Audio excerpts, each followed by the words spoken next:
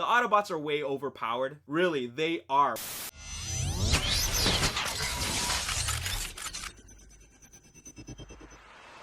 What's up, Ragin Nation? How's it going? My name is Alex Yu, and let's talk about last night. This is just a web series we're talking about Transformers last night. This is episode number 5, and first thing I want to do is say thank you. Thank you, everybody, for your patience, because I said before that I would answer your questions that you have about Transformers last night in a Q&A episode. Well, this is that episode, and it took a little while, mainly because I've been gathering all your questions. All you had to do was follow me on Twitter and then tweet me a question about Transformers last night using the hashtag about last night. That's last night with a K, or rather night with a K, not with an N, just like the movie. And then your questions ended up in this jar. This jar is full of your questions. Well, not entirely full, but there are a lot of questions. And then what I would do for the next 15 minutes of this episode is stick my hand in there and then pull out a randomly selected question, and then I'll answer it for you. And there are a lot of questions here. Now, there is a protocol, and that is I put all your questions in here, except unless if you ask the question that has been asked before, then I would take that one out. Just because, you know, for the sake of time, I don't want to pick up a question that I've already answered from another person. So, if you want your question answered, then ask something a little bit more unique, or something that you don't think would end up being a frequently asked question. Anyways, let's just get right into it. And here we go. Let me just shake. And here we go. And let's just twirl this around a little bit. Okay, let's just go with this one right here. And this is from Nickelodeon. And that is, where did the Dinobots go? Very, very good question. I wish that I could answer that in this first question of the first episode of this Q&A session. And the Dinobots are nowhere to be found. And there are, like, a number of Dinobots. Like, for example, there's the mini Dinobots. There's Slug and Grimlock, who did fight TRF in the first act of the film. But then there was also Strafe and Scorn, who we thought survived in Transformers Age of Extinction, but they're nowhere to be found in Transformers Last Night. So if you're asking where did the Dinobots go, they're still in USA. They didn't make their way to London. They didn't make their way anywhere to the UK, and they didn't make their way to Cybertron. They stayed in hiding somewhere else. As you already know, they have the ability to burrow underground, so that's the most logical explanation for their disappearance. And as for the mini Dinobots, they're so small that they could hide anywhere. So there you have it. Next question comes from William. Hey Alex, don't you think the voice actor for Onslaught and Nitro sound quite similar? This pretty suspect. They do sound kind of similar. Onslaught only had like one line, and Nitro Zeus had a couple of lines, like quite a bit of lines, considering that he was a Decepticon that survived till the very, very end until Bumblebee blew his head off. But Onslaught did have very small lines, and it was a very distinct kind of grunting kind of voice, which is like, I can't fit through this hole, or whatever he said. And then Nitro Zeus also had a very similar sounding low voice. But, you know, they could be the same voice actor. All you got to do is look up on imdb.com and then look up Transformers Last Night and then check right there to see if they ended up being the same voice actor. But I do agree, they do sound the same. Let's twirl this up real good. Okay, so this question is from Hawkwave1510. Sorry if... Oh, okay. Here's my question. Do you think Megatron died, and do you think Nitro is wasted? Megatron survived. Megatron always survives in the cartoons. Megatron is a major villain. In fact, he's the villain in the Transformers universe. I won't just say Transformers movie universe, but Transformers universe. And this is something that we've seen him do for many times in the live action universe. He always survives. And I don't think he would have died with just one kick. Seriously, do you think that a kick would have knocked him out? It takes a lot to kill Megatron. You have to behead him, okay? And even then, he will still survive because someone will put him back together and suddenly he's whole again. So, yeah, Megatron definitely survived. And do I think Nitro is wasted? Nitro and all the Decepticons were totally wasted. I'm not just talking about wasted being like physically wasted. I'm talking about the fact that they were a wasted opportunity. So yes, they were wasted. Spencer Eldridge says, could Quintessa's metal body and human body just be vessels? Even in TF, the universe can't create machine-like beings.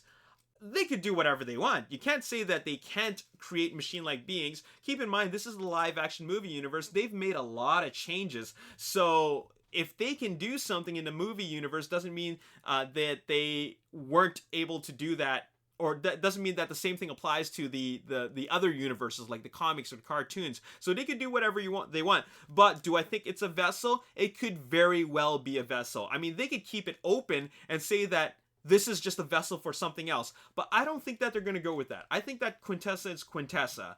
And I think that's a real cheap shot to make Quintessa just a vessel. That would just be like, oh man, that's just a really cheap way of getting away from a more defined villain. You know what I'm saying? So I don't like that idea at all. Okay. Vittorio Mijo. Hey, Alex, what do you think about Quintessa disguising herself as a human in the end scene? I think that was a great idea. It was definitely like a cliffhanger scene, and I think that her disguising herself as a human was definitely more satisfying than having Bumblebee blow her away, because when she disintegrated, I was just thinking, well, that's it? Sting like a bee, that's it? Like, really? That's how they're gonna end this? That's how they're gonna make the final boss fight? So that was not satisfying. I'm at least glad that she survived, and there's more to the story.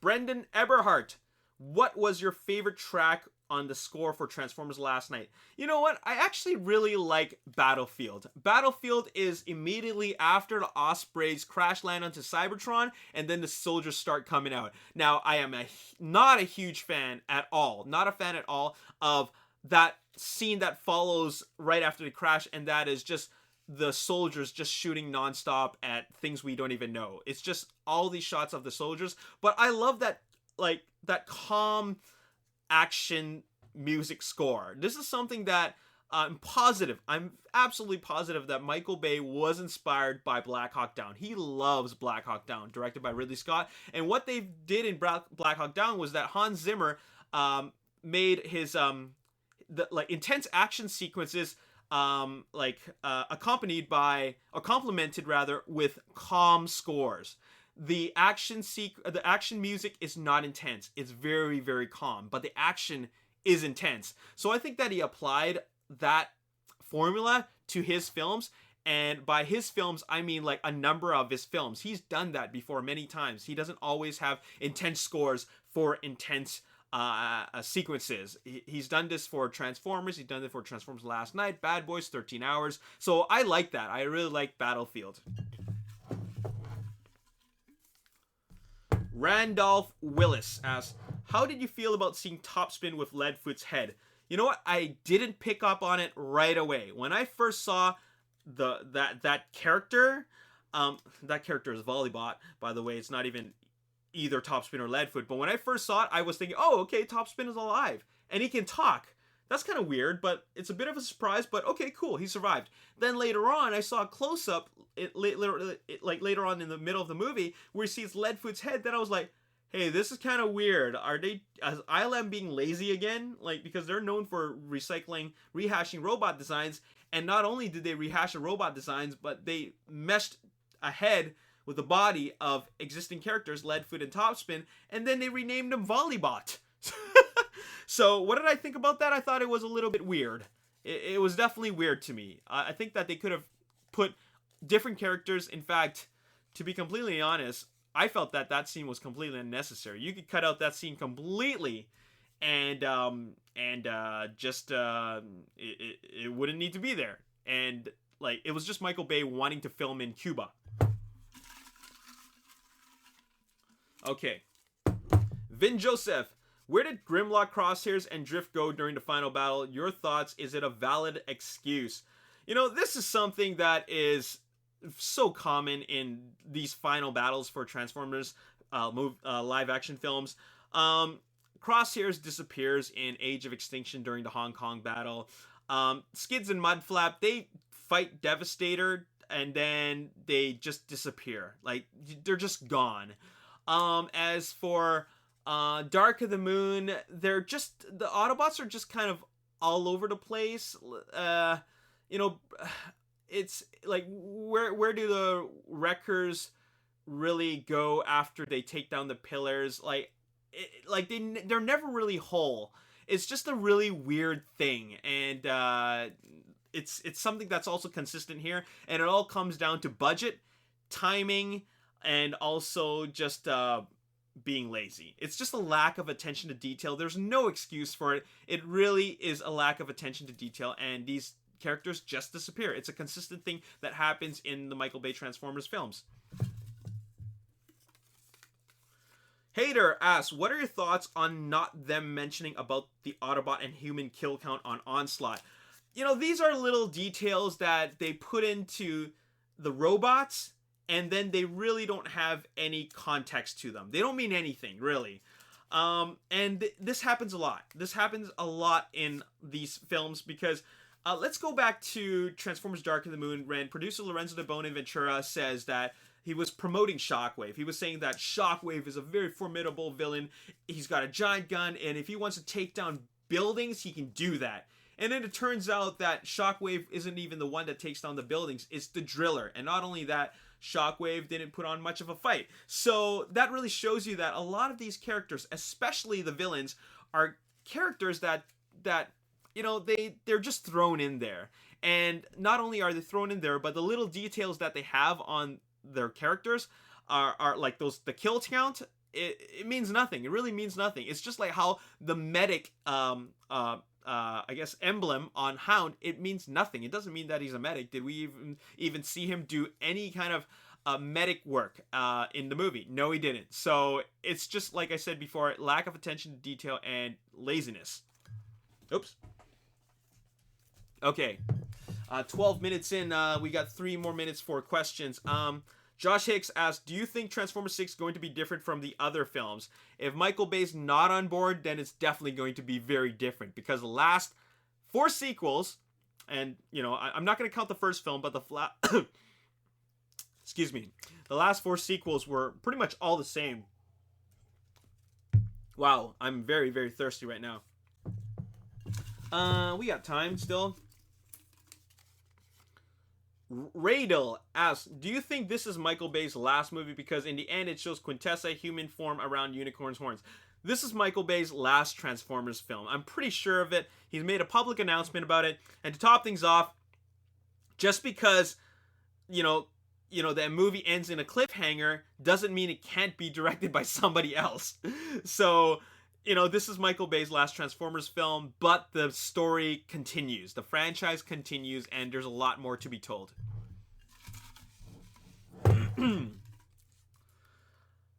Hikal Hazreen Hazmi asks, didn't Starscreams' head get blown off by Sam? You're absolutely correct. I actually mentioned this in episode 4, and that is, wait a minute, why is Starscreams' head intact? It got completely blown up with that stick bomb that Q gave to Sam. We saw it get blown up. Just watch Dark of the Moon again. It gets blown up. There's no way it would have been intact. So you're right about that. Tony, aka Speed. Why did Optimus have purple eyes in the trailer when he killed the Infernicons, but he had blue eyes in the movie? Once again, just like the kill count on Onslaught, and just like the medic symbol on Hound, it means nothing. It doesn't really mean anything. He's got purple eyes, and then later on he's got blue eyes. It's, you know, trailers get re-edited for the movie later on because, you know, sometimes the effects are not complete, and sometimes some scenes don't even end up happening in the movie. Like, it just doesn't even show up in the movie. So whatever happens in the trailer is not always a very accurate depiction of what actually happens in the movie. Okay. This is from Tyler J. Wolf. Why did Autobot Bulldog didn't join the final battle with Optimus Prime against Decepticons in the last night? Well, he's got robot dementia, and there's a lot of robots that are in you know, the Fulgen Castle, you know, that estate where Sir Edmund Burton lives in, and they all are. It's like what Kid Yeager says. It's like a retirement home for robots. So they're just gonna stay there. They're not actually gonna join the fight, and I feel that they're not really like mentally capable of joining a fight. Like, they're not all there, you know what I'm saying? Like, for example, that tiny Jetfire clone, like, that one was about to fight and then it collapsed. So there you have it. It's 15 minutes in, and I'm just gonna answer one more question. Riz asked, what happened to Drift at the end of the movie? He wasn't present at Optimus' speech with the Autobots and Humans.